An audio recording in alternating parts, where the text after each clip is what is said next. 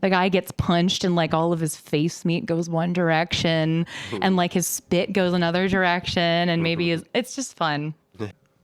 Hello and welcome back to this week's episode of the TF Cast. I'm your host, Willis. Hey, we got Grum here in the solarium. It is May 31st, 2023. And I'm your host, Jacob Bases. Today with us, we have illustrator Kat Baumann to talk a little bit about her upcoming releases and what it's like to do that type of work. Kat, if you could just briefly introduce yourself to the audience and tell us what's coming up, and we'll get into it. Well, hello, I'm Kat Baumann, and I'm just still a little starstruck by that like smooth readout you just did. It's very smooth. I'm a freelance illustrator, and I mostly do comic books and graphic novels. So I'm freelance, so you can also call me a contractor. That's a lot of what I do. I don't just do comics because I also do kind of a lot of things that come about that are within my wheelhouse. Like I've done a lot of t-shirt designs around town. I've done a lot of stuff for KMSU radio. Mostly just comics and graphic novels right now. It's kind of just I was kind of mentioning to Jacob before, that's a little bit like a different project every few months, usually if work's coming in. So yeah, it's pretty varied. So for a freelance comic artist, what is the process of, getting hooked up with a company that's making comics and bidding for that work and then working with the writers? Well, I feel like everybody has a different experience with it, especially like depending on where you live and, when you kind of got into the industry. So I don't really have any experience with kind of like bidding for work, which I think is a very privileged place to be. I just kind of have lucked into certain circumstances where different people in the industry find my name through it's typically writers who reach out to me. Every once in a while, I've had editors from publishing companies reach out to me, but predominantly it's writers. They'll see my stuff online, or they'll see another book that I've illustrated, or they'll hear about me through the grapevine. And then they just kind of reach out to me. And if it works out, I take the job and just do it. And there's different processes too. Like a lot of the times it's work for hire. So somebody will have a story written out already, and then I'll work on like a page rate basis and, communicate with them as I'm doing the thumbnails, which are kind of like storyboards, but more, for comics. And then like if I'm doing the pencils in addition to like inks, or if they're hiring me to do colors as well, that'll change like the price of the work too. Or recently things that I'm working on are more like I'm working with different writers on like pitches to then send to different publishing companies. So that's kind of a part of the process I'm a little bit more new to now that I'm working with an agent. So aside from that, it's mostly just kind of like, hi, my name is Tony Montana, and I wrote a comic, and I am just going to fund it myself. Or oftentimes people will use like a Kickstarter or something and pay you that way, and then self-publish it or try to shop it to an indie publisher. There's so many ways it could come about, but that was a lot of rambling. You were working on this recent project, the Ben Mortara, and so with that as an example, like how have you been involved in helping make that possible? So Ben Mortara is a new story written by Arnon Shore. And he's kind of heading the Magid imprint, which is like a Jewish stories imprint, which is part of SourcePoint Press. So SourcePoint Press is a publisher located in Michigan. And I first got linked up with them. This sounds like the most boring thing, but I got linked up with them back in like 2019, 2020 when Frankie White and I did the graphic novel 20 Fists. And so SourcePoint Press picked it up and just kind of had my name on file and knew what my drawings looked like, saw that I did a lot of like action. That comic was a lot about like fighting. It was described as a combination of like warriors and Romeo and Juliet. So I think they saw that, knew that I was pretty quick with production and that I could draw fist fights. And so they were like, this is an action series. Let's reach out to her. So they reached out to me late summer, to do like the Ash Can, which is kind of like it's like a pilot episode for comics. Okay. And I did the pencils, the inks, and the colors for that. And then they were like, well, we have 4 issues on doc. Do you want to do those as well? So then I did the pencils and inks for those 4 issues. And so far, 2 of them are out. Yeah. What is the average team size looking like on this? comics for me are kind of like a shadowy industry because I Ooh. know there's so there's so many of them being produced by like so many different houses, and I walk into a comic book store, I don't even know where to start, you know. Oh yeah, for sure. Like, how many are these basically like small projects that are being done by teams and picked up by large producers, like kind of like streaming or something? I don't know. I mean, I really don't know how streaming works, but in this case of Ben Mortara, the project was already set to go because it was one of the like not one of the flagship series of the imprints, I don't think, but certainly written by the same author who did the flagship series. So they were already going to do it, and SourcePoint already had picked it up, and they just needed to like assemble a team basically. So once they got me and they told me the deadline, I was like, oh, I can't do colors. So then they found a colorist, and they already had a letterer on deck because I believe he lettered the ash can. So I think that's also really common, especially with like bigger publishers too. Oftentimes, a lot of the time it'll be like a different artist to do pencils and then a different artist for inks. Whereas I would never force another artist to try and ink over my pencils because they're incredibly messy. So I can't see myself personally working exactly like that. But this is like at least the second time that I've handed off inks to another colorist. Okay. Yeah, for Ben Mortara, we had Alex Zeef. She did a gorgeous job with the colors. And then Dave Lentz did the lettering for it. Yeah. So yeah, it's different for every single project. Sometimes, especially if it could be like a one-man team too. If somebody like pitches a story to any publisher, whether it's like a big one or an indie one, and they might be the writer and the artist, and then they might also color it and letter it, or to save time or meet a certain printing deadline, it's easier to add more people on at the end of the production of it, you know? Like just find a colorist and a letterer especially. Yeah. How much do you get to talk to the artist? I mean, not the artist, the writer. Oh, a lot. I typically talk a lot with my writers, especially since I would say more than half the jobs that I've had so far in my career have been outside of like an official publisher kind of situation. So I'm always very hands-on with the writer. I don't know if it's like my flavor of like neurospiciness, but I'm always like, I need to get every single detail from you. Like I'll look at their script, and then the next step that I do is thumbnailing. And in my process of thumbnailing, I have just a billion different notes in there, like, oh, what year is this taking place? Oh, what model of car do you think would be in this section, or things, just lots of questions. And so I rely on the writers to be really open with communication with me, and, you know, of course, to varying degrees. But yeah, I usually talk pretty directly with the writer just because that's going to be direct. Sometimes there's an editor involved, but they'll sometimes just answer questions about like schedules or if we can push things back, etc. Or yeah, connecting you with the other parts of the team. And so when you say you ink and pencil, you're saying that you do like the original sketch and then the ink over it. Is that what that means? Yep. And that goes for both traditional media and digital. Okay. Because the process is essentially exactly the same. So like, for instance, when I mentioned 25th that I did with SourcePoint Press, that was all penciled and inked traditionally on Bristol.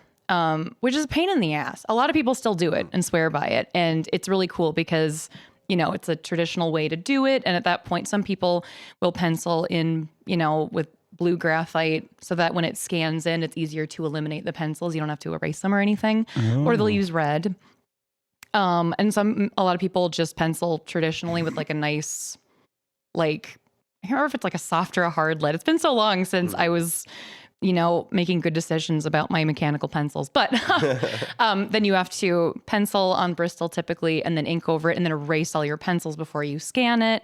And oftentimes that involves like a cleanup process. You got to like up the contrast to make it easier for colors to go in there typically.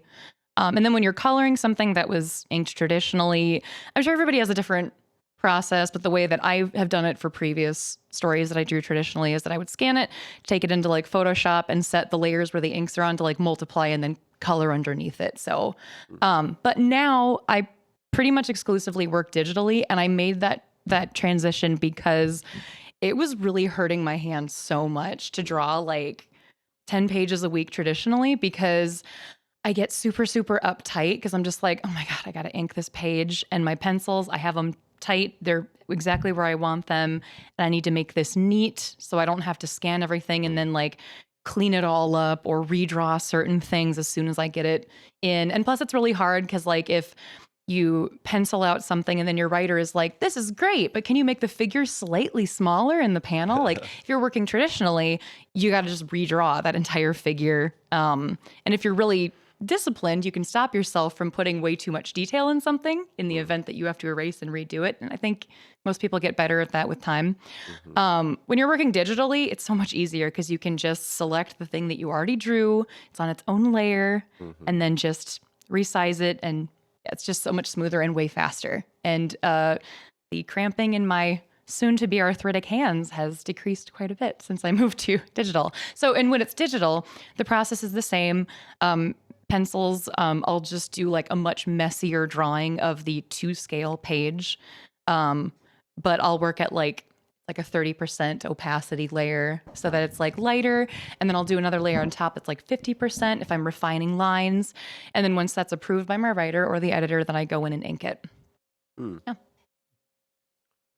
Well, speaking of things we approve of, this segue to our sponsor. Ooh. On the top of a picturesque ridge lies a fundraiser like no other. One that pampers its bourbon like its own babies. Hi, I'm Holly from FOCP, and if you love beers, brats, and bourbon as much as I do, then you'll appreciate the craftsmanship and quality of a local nonprofit who brings the best bourbon goodness, dazzling beers, memorable brats, and riveting music to the most fun fundraiser on June 22nd. Come taste the difference doing good can make in your life. You'll remember the experience, and you'll remember the name. Bourbon, brats, and beer. Bourbon, beer, and brats. Beer, brats, and bourbon. And don't forget, not only are you attending the greatest party on this side of the Mississippi, you are also supporting FOCP's work of feeding over 1,000 area youth. Now that's something to cheers about. Get your tickets today at feedingandfueling.org. For $15 off your ticket, enter the code 150FF at feedingandfueling.org. Hope to see you there. 3, 2. All right. Thank you so much for sticking with us through that. We're back with Illustrator Kat Baumann. So we've talked a little bit about the nitty-gritty of how you put some of these panels together and stuff like that, but let's pull the focus back a little bit and talk about how you got into this field and what the work is like day to day. What brought you into illustration? Do you have any formal education in? Yeah. So what brought me into illustration is the only discernible skill that I had at age 8 was drawing. So I kind of just ran with it. No, I'm kidding, but also not kidding. But no, I've just always been drawing since I was younger, and I fell deeply in love with like reading manga online when I was a kid because I grew up in the middle of nowhere. Didn't really have access to comic shops, so that's why a lot of my experience is a lot more in like, you know, Korean manhwa and manga and stuff like that. But so I knew I wanted to tell stories through comics. And I do have a formal education. I have a bachelor's in art, in studio art to be exact. So when I was in college, I did mostly like oil painting. And I even did like I dabbled in some animation too, mostly like hand-drawn stuff. So yeah, after I graduated, I was already doing freelance illustration on the side, but since like my sophomore year of college, I was working as a cake decorator. So that was a really nice job that was still arts related while I was trying to get my freelance up and running. So I did that for about, I want to say like 8 or 9 years until I finally like dropped off with that and then was able to do freelance illustration full time. Oh, and also for education, I did an internship at Helioscope Studios in Portland, Oregon. So it's just this great studio full of like veteran artists who've been working in the comic industry, like new ones, and also people who've been doing it since the 80s. So that was a really great experience. And that was kind of when I started getting just like hog wild, just super deep into comics. And what was I talking about? So that's kind of like the education side of it. When I finally got to do freelance full time, was maybe like 2019. It was actually right before the pandemic. So weirdly, when the pandemic hit, I was weirdly not affected professionally that much because I was already just kind of holed up in my studio alone all the time. So Was that like a boom period for comics? Did more comics get produced during the pandemic? I mean, I can't say exactly. I mean, I could imagine for sure because a lot of people, you know, were, for better or for worse, you know, cut off from their normal jobs or the normal activities. So a lot of things did get produced mid-pandemic, just like every other industry. And it's a lot safer and easier to make comics than it was to do a lot of other things. Like it was harder to make a TV show or a movie during the pandemic, but comics, outside of being like in an actual studio setting, like at Helioscope, you can just do that work at home from afar. Most of the people that I've worked with have been on other parts of the country anyway, so we weren't hindered really by pandemic stuff. Yeah. Yeah, that's great. And so what was, you mentioned some of the early inspiration was from manga. How did you get started with drawing? I imagine I'm probably not the only person who had some super limited experience like trying to draw cartoons as a kid, but it never really went anywhere. It's not stuck with me per se. So yeah, how'd you bridge that gap and get curious about that stuff? Yeah, I also had a comic strip that I would write called Candyman when I was a kid. Candyman. Was it at all like similar to like the horror movie? No, it was like a think Batman, but all of his like tools are made of candy instead. That is darling. Mm-hmm. And Wow. his sidekick was a little boy with a licorice whip. Bring it back. Start it. Yeah, that sounds cool. Do it right now. How did you keep going where me and Willis stopped? Well, I honestly, I don't have a good answer for when I started doing art. I cannot remember not drawing. Yeah. Which I think is like really common because, and I think somebody like said this, I saw it years ago, that like a lot of kids start drawing and they either like get discouraged at some point or just lose interest and then just never kind of follow through with it. Because literally, and I stand by this, like anybody can draw if you, all it takes is time. It literally just takes time. I always feel terrible when people say the phrase like, I can't even draw a stick figure. It's just kind of like, first of all, yes, you can. It's a stick figure. You can do it. Second of all, it's just time. It's not like some kind of crazy cosmic power. Like you don't just pop out of the womb drawing perfectly. It's mundane and it's at times boring and frustrating, but you just kind of do it because you love doing it. And then over time it starts to look more acceptable.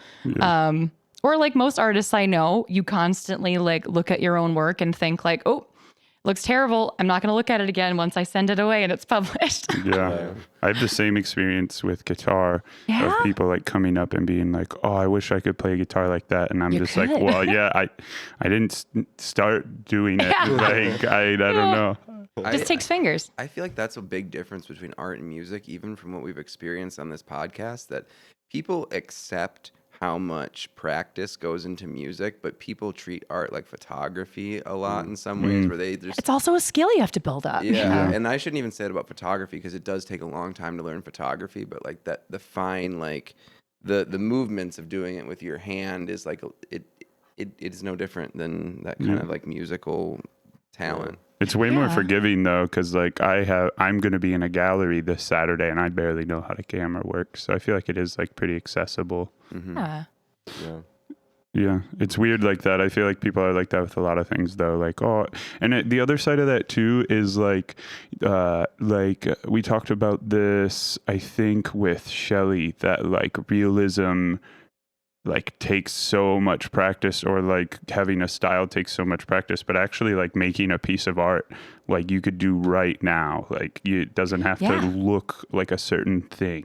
Yeah, exactly. Like if you have an intention and you're just trying to make something, even if it doesn't look like up to snuff for your personal, opinion, you've still made art. Yep. In fact, like even if you don't have like a pen and paper, if you arrange stones in a way that makes an image or something that's meaningful, or you had intent, that could be art too. Sand sculptures, stuff like that. You're a musician as well, right? Yeah. What tell us a little bit about the music, and are there any other artistic areas that you dabble in? It's pretty much just music and visual art. I think I'm not really great at much else. But no, I've also been doing music since as long as I can remember. I'm from a very musical family. My dad was a performer and would like do shows with his a cappella group. When I was a kid, we would travel like to different county fairs and go to like South Dakota a lot. So yeah, I grew up around a lot of singing. I played the tuba really badly for a couple of years in junior high. So I have a lot of pride in my bad tuba playing, but I've been in bands since I moved to town here in like 2009.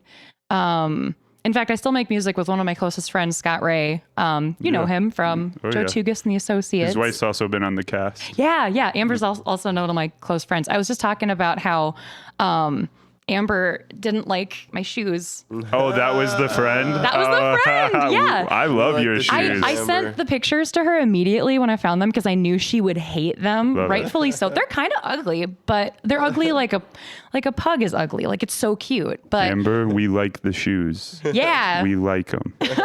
But like, it's fair though. She's not being mean. I knew she was going to hate them, and they're kind of ugly. And also the amount that I make fun of that woman's Crocs is untenable. I'm an actual bully. My mom's a Croc lady too. Yeah. I can see the appeal. I get it. But my mom even has little clip-ons that are Crocs. She has mini Crocs attached to her larger Crocs. It's very adorable. Oh my God. Okay.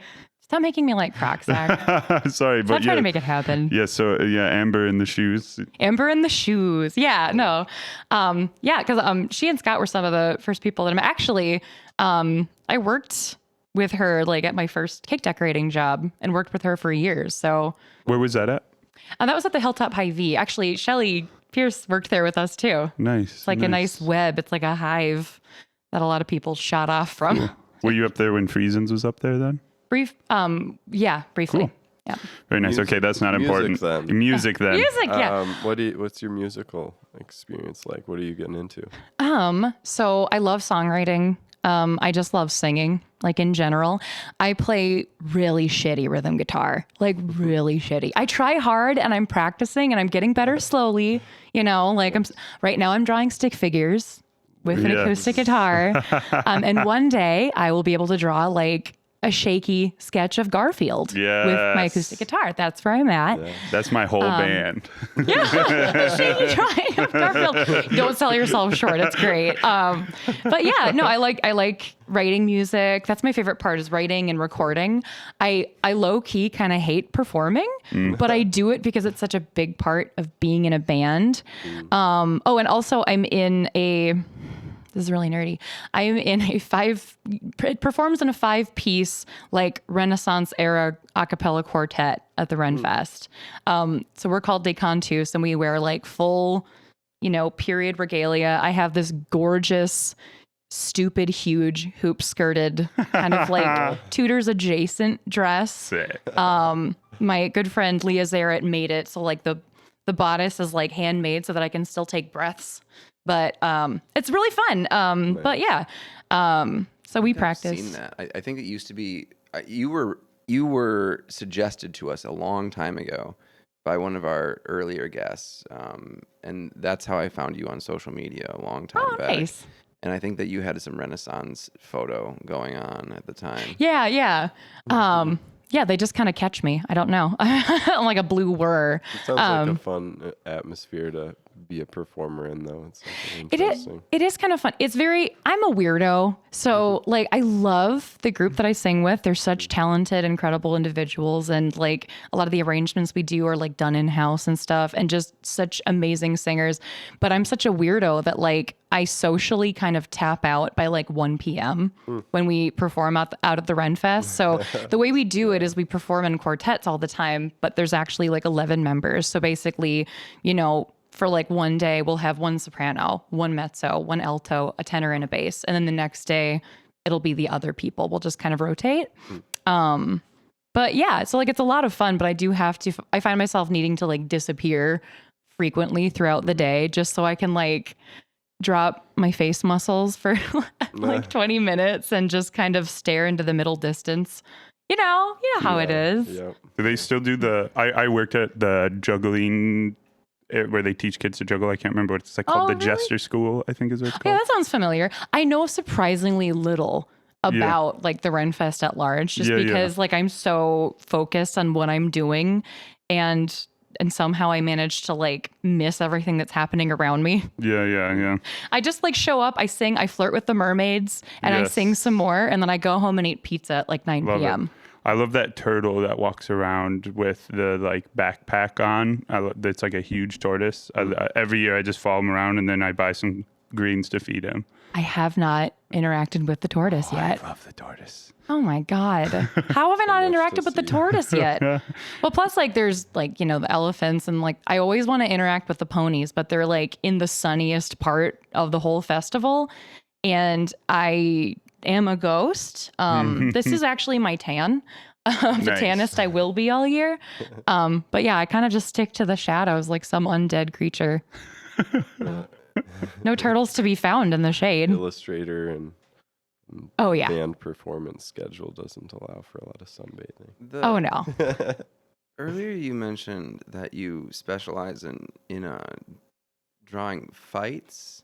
How did that happen? Like, how did you like? Is it because of like what you wanted to draw, or is it just something you realized you were good at, or the work you did? I don't know. Everything happened by accident. Basically, the way that I drew that fighting series 20 Fists is I actually got connected with the writer because he had previously worked with my spouse, James Hohenstein, because he's also an illustrator. It was one of those things where he needed somebody to finish up this other series that he had written but didn't have time to draw, or his other artist fell out. And so he knew James through that. And then James mentioned, oh, Frankie's looking for an artist to do like this kind of thing. And I was still a cake decorator at that time. So I remember just kind of like commenting on his Twitter post thing. I was just like, hey, I could draw that. And then I sent him like my website, and then he emailed me and he was just kind of like, let's go. Let's fucking go. And it just kind of happened. I try to like draw everything well.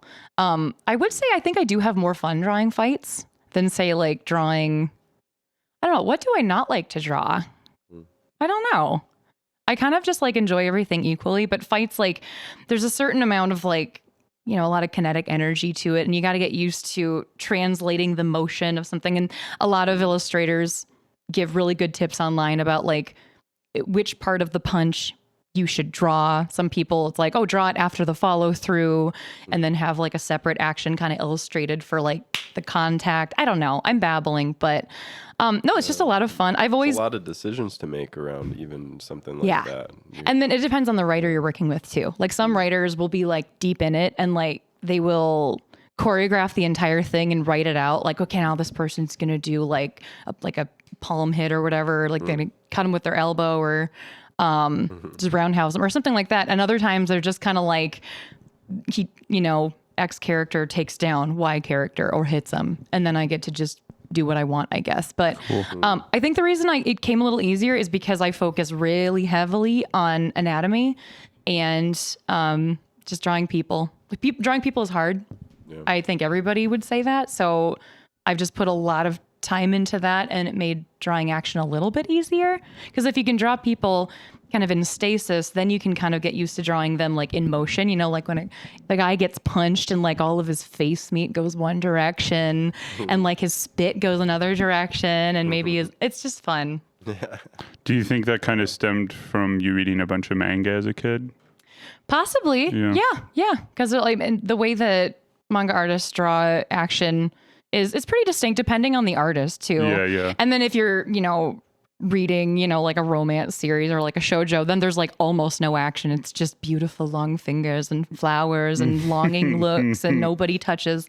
So the opposite of a fight. But yeah, like a lot of battle manga. It just start reading any one of them and it's a pretty good class on motion and impact and fun stuff like that. Are there any artists in the industry that are really inspiring or interesting to you right now? I mean, gosh, there's tons. Like, there was somebody from the studio that I interned at, Ben Dewey, has like the most gorgeous drawings of human beings and animals and everything. I remember being really inspired by Yang Kyung-il, who drew Shinangyu Onshi, which means Blade of the Phantom Master. That was my favorite. It's not a manga because it's from South Korea, but still my favorite comic series, maybe just because it's so gorgeous and so overwrought with detail. Like it's disgusting. Yeah, the color in those. What is the name for like Korean manga? I think I've always seen it as like manhwa, but I'm always like, I'm probably wrong. And I sound like an idiot. That's my assumption usually. Like they're the colored versions. Yeah, the colored versions I've seen of those are insanely detailed. It's nuts. Or even just like black and white, just inks. Yeah. It's, I mean, it'll vary from artist to artist. Yeah. But also there was like Obata and Oba who did like Death Note and Bakuman. The art is insane. Yeah. So those were big influences when I was younger. Yeah. But nowadays, like I just kind of look at all the artists that we mutually follow each other online and I just look at what they're doing. And then sometimes I'm just like, oh my God, I love this person's work. This is amazing. Why doesn't, I'm like Homer Simpson who just put together his grill and is just like, that's a nice looking grill. Why doesn't mine look like that? And then to see artists whose work I really admire say things like vulnerable, like I'm really not happy with my work right now and I don't like to look at it. And I'm just kind of like surprised Pikachu face over here. But so I think a lot of the art world is just made up of like very hard work and passion and self-loathing, I think. I've noticed, at least in like the Illustrator realm. So where are people congregating? Like you said the people that you follow online, is it like Twitter or are you on Reddit or? I am still on the sinking ship that is Twitter. It's a disaster, but like I feel like I've curated it and I've blocked so many accounts that I just have a pretty decent time on Twitter. Honestly, that's where I keep in touch with a lot of artists who live in different parts of the country than me. You just share memes and just talk to each other and comment a lot. I have an Instagram, but I'm just trash at keeping up with it. I'm trying to get better. But I guess like to my perception, it doesn't yield as easy of a time to like chat with other people just because of how the comments get buried under an image post. I don't know. I feel like an old person right now who's just like, I don't understand the gram, because I don't. It's a me problem. But I have a similar feeling about I have a hard time starting conversations on Instagram, and like I don't feel that way about Facebook. I have an easy time starting conversations. Facebook comments are like set up a lot easier. But I mean, that was kind of the point of the question I was asking, is because like a lot of people misunderstand like what Twitter's original purpose was, which was kind of like a place for like journalists and artists and like all of these town square. Yeah, the town square, and it really didn't make a great user experience for people who weren't those. Like Twitter is so small compared to like Facebook. Like it has like 2% of those users. So it really was for those like power users and people that disseminate information quickly there. So I'd wondered if maybe you had like gone over to Mastodon, or if like Reddit was the spot, or if there was a place that was becoming because of the like blue check stuff that's going on. Oh yeah, no, Twitter is a disaster. I don't understand Mastodon. I want to use it. I don't get it. I tried to. I'm gonna keep making an effort. I mean, I feel like I just keep like, I have the app downloaded. I made a username on an instance. Is it called an instance? And I feel like I have opened it up several times and just been like, it's like a flashback of like being in math class and not understanding anything and just kind of, I give it up. So I feel like in about 3 weeks, I'll open it up again and give it the old college try. And I don't know how it's going to turn out. But basically I like, a lot of people on Twitter keep like, when a new social media app pops up, they'll just like make an account on it, camp on their name, you know, so it can't be taken by somebody else, or at least something that's similar to their username on different platforms, but don't really use it yet. So I did the same thing with Mastodon. I was just kind of like, okay, Kat Baumann on one weird section of one part of Mastodon, so nobody else can be me, but I don't know how to use it. So I don't know. Again, I just feel like Grandpa Simpson yelling at clouds. It's very weird.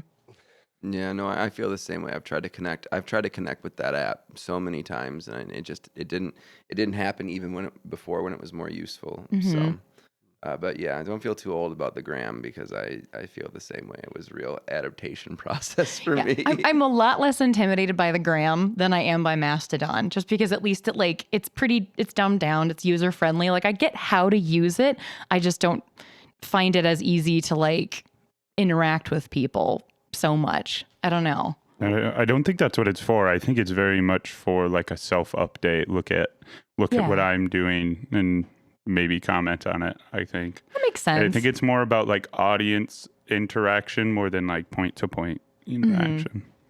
Yeah, no, for sure. Like that's a really good point. And then people who are in like my line of work and maybe for whatever reason, like don't have a website to host their images or something. Yeah. It's pretty easy and free to just have an Instagram. So and a you lot can of put people, your shop on there too. That's nice. Yeah. It's really easy to like set it up. I don't know, my attention span, it can't stay on that app for very long.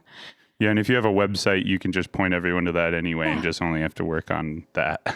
Yeah, exactly. I mean, it's funny because one of my closest friends, Lorraine, like every like 18 months or so, she'll like send me a text like, oh, I noticed you remembered that you have an Instagram because you liked like 50 things that I posted this year. And I was just like, yes, I did.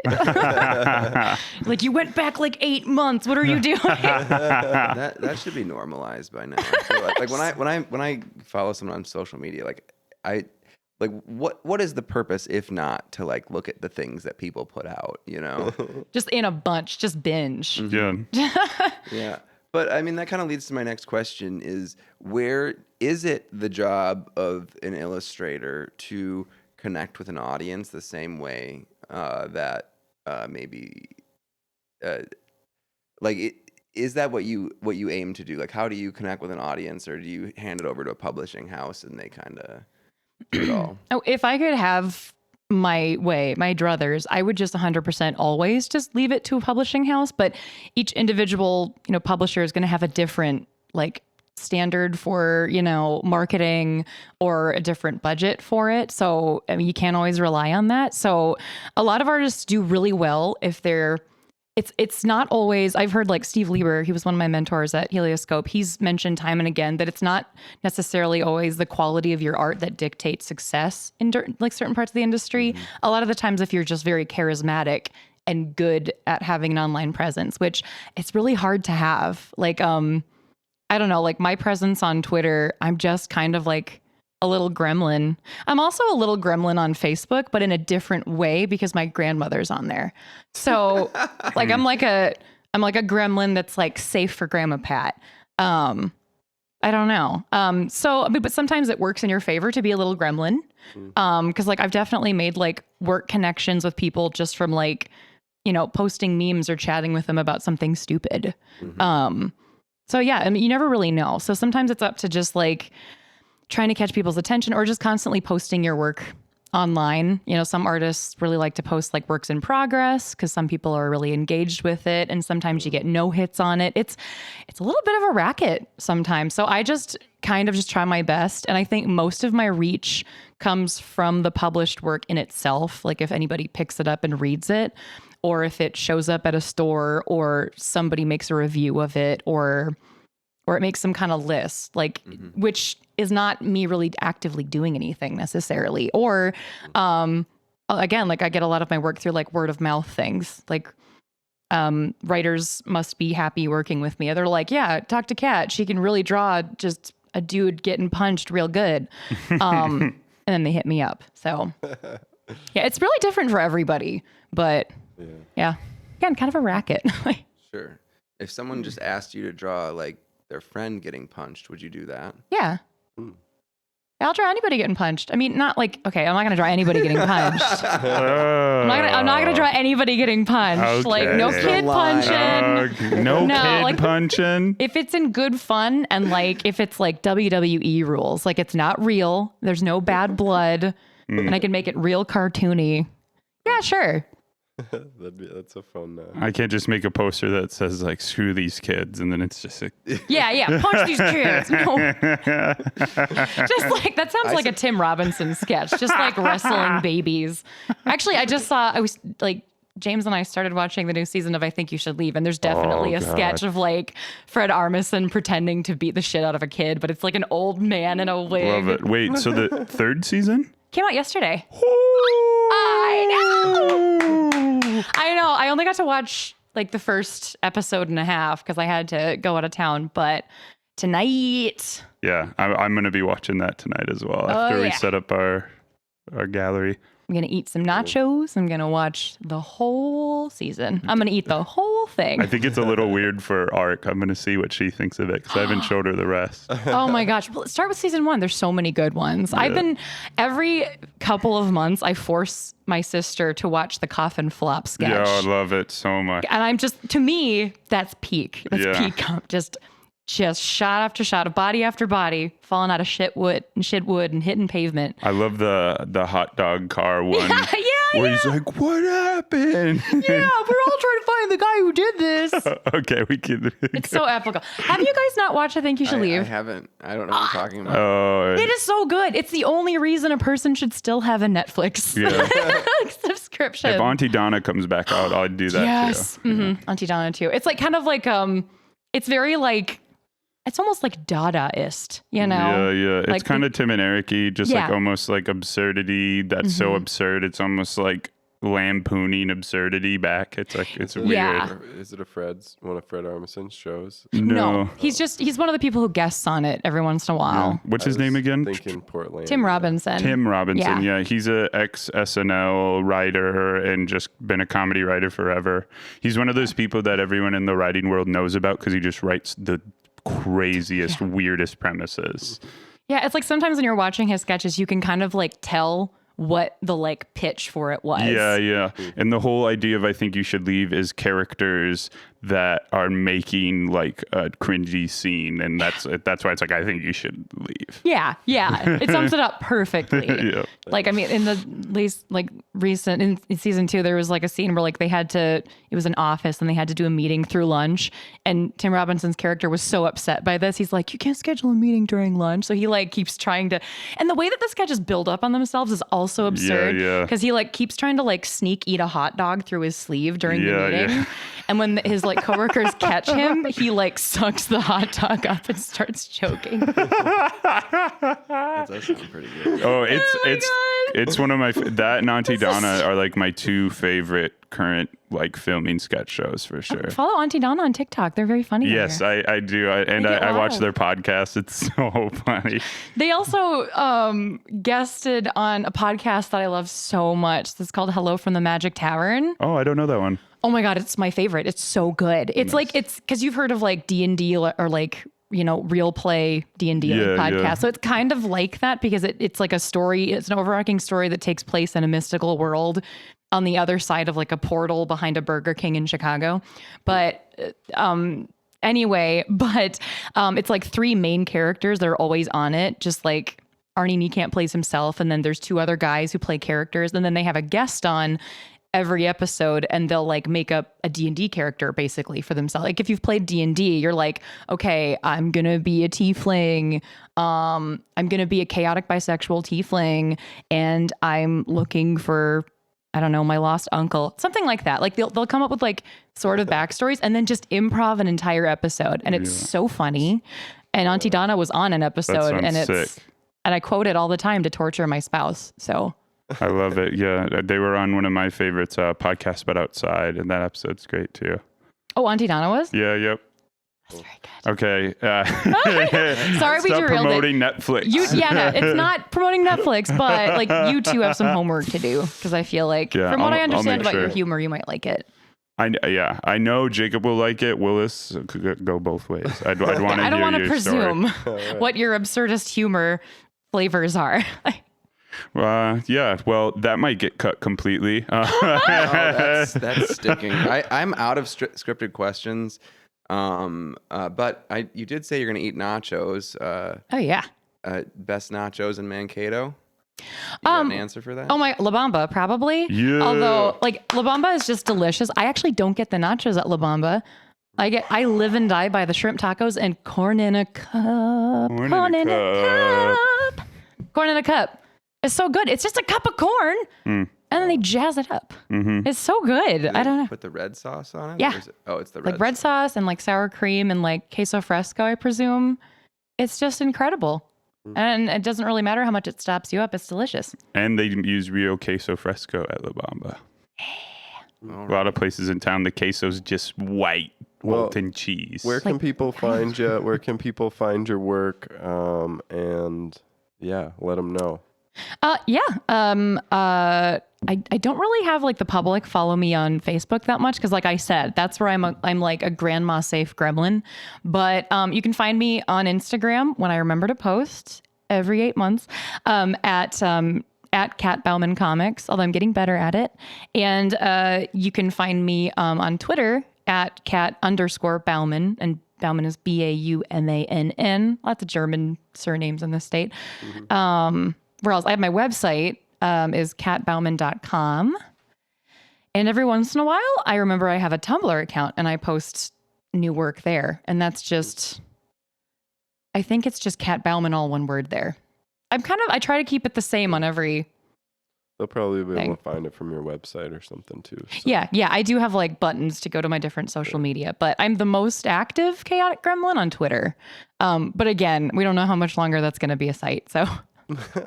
Yeah. Well, we'll post some links to some comics you can buy too that we talked today. And thanks for coming on the show. It was a good time. Yeah, thanks for having me. Thanks for letting me ramble about I think you should leave. And I think I should leave now. Well, thank you. Thank you, Kat. Have a good one. All right.